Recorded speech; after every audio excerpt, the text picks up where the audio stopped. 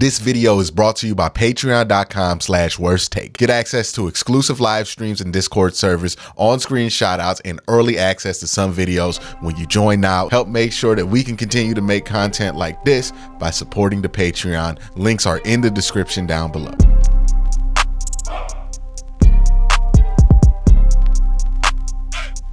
Hey, I'm going to say something, and I'm going to say something that might not be popular to some people, especially people who like to comment mean things on my video. I still believe in the Cleveland Browns. The Browns are going to be a good team, and we can do all of this woe is me, sad boy, Browns fan stuff that some of us love to indulge in. Feel bad for me. Oh my God, what about Baker Mayfield? All that garbage. Like, I'm not here for it because I know that this team's future, I'm willing to stack it up against most teams in the NFL, almost any team in the NFC, and say, hey, bet the Browns probably going to have a better record in the next 3 years, over the next 3 years, because this team is good. I still believe that this team is good because of what they did for most of the season. People let that loss make them forget that this team accomplished something that no other football team in the last 10 years had accomplished, which is making the playoffs and winning 11 games, despite the fact that 26% of the salary cap was on injured reserve. Now, that doesn't excuse getting blown out by the Texans, and that's going to be something that this team and this defense especially is going to have to grapple with, deal with, and come to grips with why it happened all summer, which is a good thing. I'd rather have the team try to figure out solutions to problems all summer than sit fat and satisfied, right? Like, you know what I mean? Like, I would rather that. I would rather them know that there's another level that they need to achieve in order to achieve greatness. And that is why I really believe in this Cleveland Browns team, because everything about how this team has moved since the season has ended for them shows me a team that is dedicated to not just winning a few games every once in a while, but to being one of the best football teams in the NFL for a consistent basis. And that's why I would feel confident saying, hey, Baker Mayfield's having a good time right now. They're in the second round of playoffs, and congratulations to him. And I'm not mad at that at all. But also, give this team 3 years and give them 3 years. And I'm pretty sure you would rather be the Browns over those next 3 years. But we'll see. Why do I think that? Why am I willing to say something so bold, but yet so brave? Well, I'll tell you why. One, they're committed to getting better. And while some people are going to use the Browns firing AVP as some kind of negative, I use it as a positive, because the Browns could have rested on their laurels. There was no expectation that they would fire the offensive coordinator or do any major changes to the offensive side of the ball. I've actually vocalized this during the season that one of my fears was that the team was doing so well that they might not have the sense of urgency to make these moves. Because while the Browns' problems on offense were not something that prevented them from having a winning record this year, it was something that could eventually. And they could either wait for that to become a problem or do something about it before it became a problem. And the Browns chose the latter. It chose to do something about it before it became a problem. And that's something that I think good teams do, right? Even the Ravens waited too long to make that change from Greg Roman to Todd Monken. And that's a good organization. They're the 1 seed right now. They waited too long. The Browns decided they did not want to be in that position where they're waiting too long and they're not putting quarterbacks, whether they be on the roster right now or in the future, in the best position possible. They decided they needed to evolve the offense. They need to move the offense in a new direction. I've done a ton of videos talking about this, but it's not just the offense that decided to make these moves. The defense is doing the exact same thing. And it's funny that that's not a criticism point for Jim Schwartz, but the defense is doing the exact same thing. And that's a good thing, again, for Jim Schwartz and his defense, because he's saying, hey, we had some holes. I want to figure out some solutions to those holes. And maybe I'm not the one that's going to come up with all the ideas. I probably need more people to come up with the ideas. It's the same concept that they're using on offense to fix the defense and fix whatever holes there is on the defense. And a team that's constantly trying to improve, constantly trying to get better, constantly making plans that if this guy leaves, what we're going to do. That's a team that's prepared. And a prepared team, it's going to be a good football team. And the Browns if nothing, look like a prepared team, and they look like they're already working on getting better days after their season ended. You know, there are two types of teams out there. There are teams that make the playoffs and kind of rest on their laurels and say, hey, man, we made the playoffs, and kind of relax a little bit. And then there are teams that make the playoffs, they lose, and they think to themselves, damn, now I'm a month behind all them other teams that didn't make the playoffs, so I have ground to gain. The Browns seem to be a team like that, and that's a team that wins. The second thing that makes me still believe in the Browns is that they'll have some cap space. Now, the Browns will probably do enough restructures to be in the top 10 of cap space, and you'll see the big headline, the Browns, despite Watson contract, top 10 in cap space. That's a bit of a false narrative, right? Like, the Browns will have all that cap space, but a lot of that cap space is going to be rolled over to kind of eat some of these contracts that they have already on the roster, and to do things like potentially play JOK, extend Amari Cooper, Nick Chubb, all of that. The Browns are going to spend most of their money on their own roster, which is good news because the roster is really good and you want to keep it together.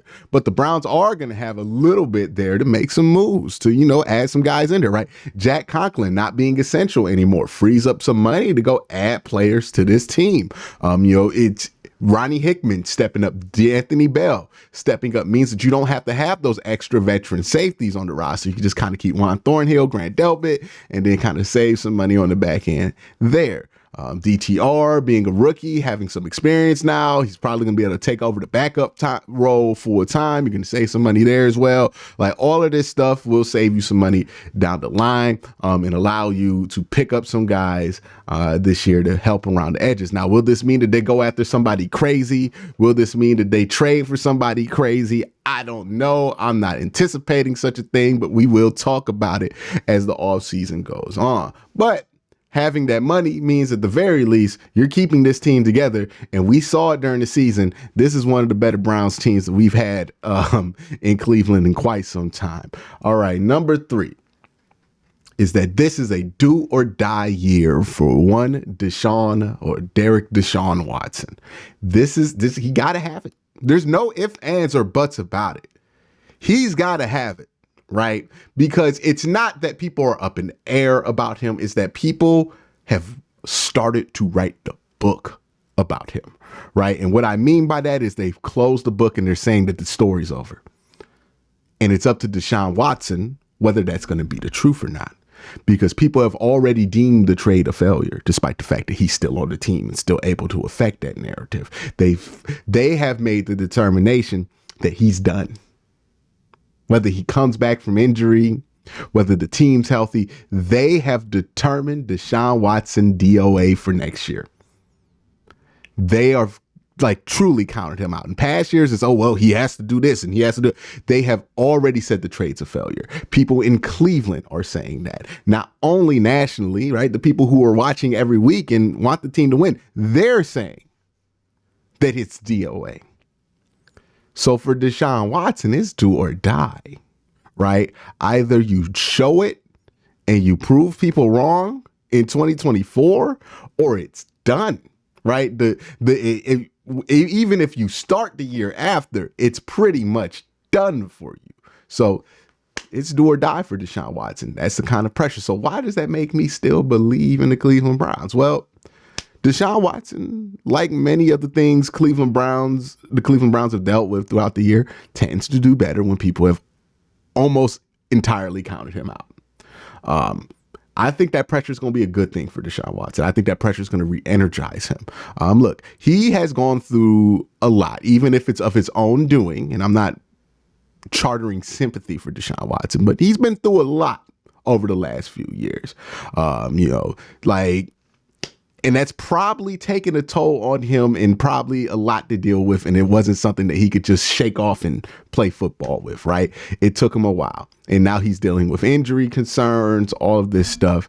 And I think just having a nice, clean year of football would be something that's good for him. It's do or die. The pressure's on him. It's going to be all about football for Deshaun Watson in 2024. And We're going to find out. I think that pressure is a good thing. I think it will, at the very least, find out about him. And at the best case scenario, we'll get the best out of him, because I think pressure is where he shows up. Like when he was in college, he did his best stuff under pressure. When he was in Houston, he did his best stuff under pressure. I think this is going to be something good for him right now.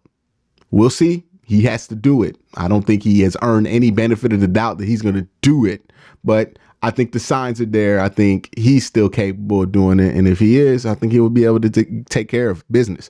Number 4, the return of injured players. Nick Chubb coming back is going to be a big deal. Jet Wills coming back is going to be a big deal. All of these guys that have been injured all year coming back is going to be a big deal. Just one of them would have made a huge difference in that wild card game versus the Houston Texans. Hell, just one of them would have made a huge difference in any game that they played this year.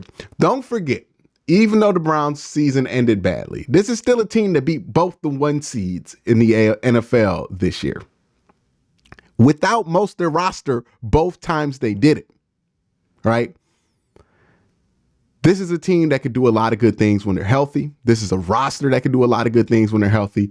As we mentioned before, they'll have the cap space to be able to keep the roster together and build on top of it with some free agency moves and get healthier. So that's going to be a massive step in the right direction for the Cleveland Browns. And the last thing that makes me believe in the Cleveland Browns is young player growth plus draft. Martin Emerson has taken a step every year he's been a Cleveland Brown. I expect him to take another step. Grant Delpit made tremendous strides this year. I expect him to make tremendous strides next year. JOK made tremendous strides at the end of this year. I expect him to carry that over into next year. Not only did you get good play out of some young players, you got good play out of young players you weren't expecting to play yet. Cam Mitchell, now you know about him. Okay, that's an extra tool that you can use. DeAnthony Bell, now we know about him. That's an extra tool that you can use.